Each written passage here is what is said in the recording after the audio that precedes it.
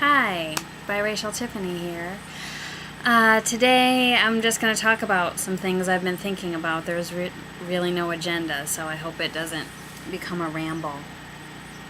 I got some comments that I thought were really good and really honest. And I've been thinking about those. I've been thinking about the interview that I put up with Natasha, which is in diary number 7. And, she said that she's comfortable to go through the world identifying as black because that's what people see. And, that's how she's going to be perceived in the world. And nobody's going to look at her and see a white woman. And she, I was kind of surprised or just wondering, if that's okay. And she was like, yeah, of course. And I thought I came across sounding kind of stupid, but I think, of course, she's right, that is how she'll be perceived. And there are certain things that you have to deal with and know how to handle that go along with being black and being perceived as black when you move through the world. But the more I think about it, it seems like that's saying everyone else gets to decide who I am, and since that's how they see me, and there's a certain set of stuff that goes along with that, I better identify that way. And I think the whole point of this is that it's ridiculous to judge people based on what you see, and we're just taught to do that, and we take it with a grain of salt or don't think about it. But don't I get to say how I identify? And I think especially in Natasha's case, when your first role model, being your mother, is white, maybe you would identify more with a white woman. And I'm not saying she should go around just saying, no, I'm white.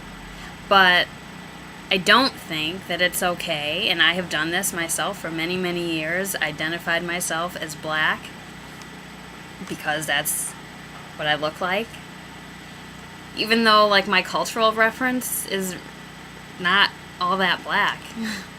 I went to white schools. I don't know, I listened to Dave Matthews. It's a very interesting dichotomy, and so I've just been thinking about that, and I can't remember the name, but I think it's 3D Stone something.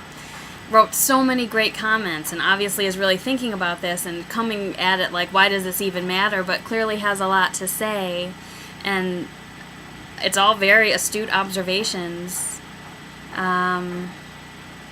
Basically saying, I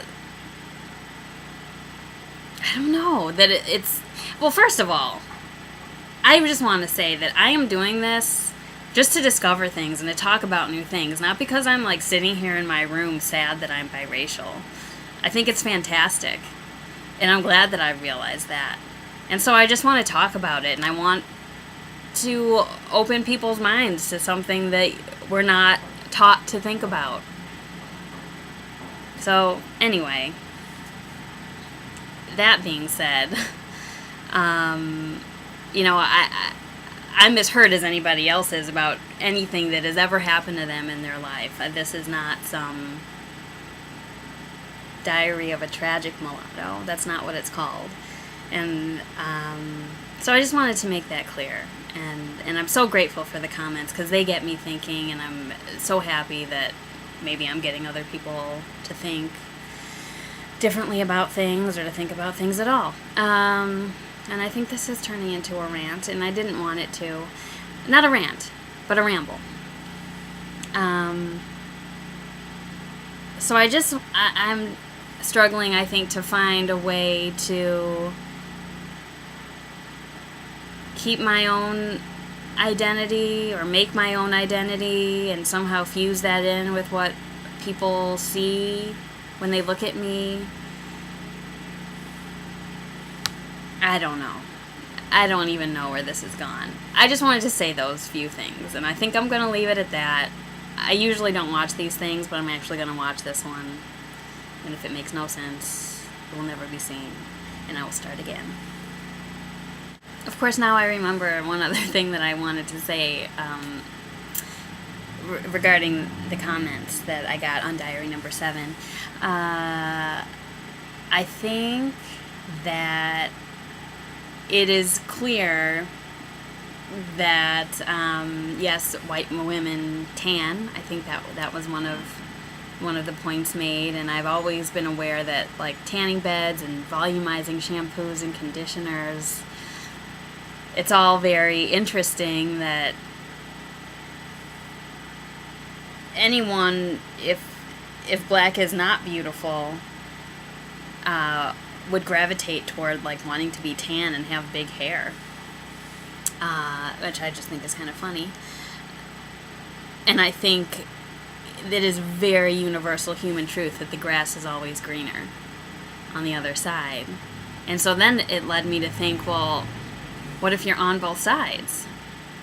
Does that leave me having everything, or always looking to a half of something that I don't quite have?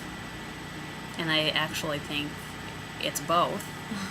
And it's all based on your own perception and your own, your reality is what you make it. So I just wanted to say those couple of things about the tanning and the grass is greener and being on both sides. And of course there are more than two sides of like humanality. It's not just black and white. But in America, things are pretty much polarized that way, and that's what we're talking about here. So I just wanted to add that too.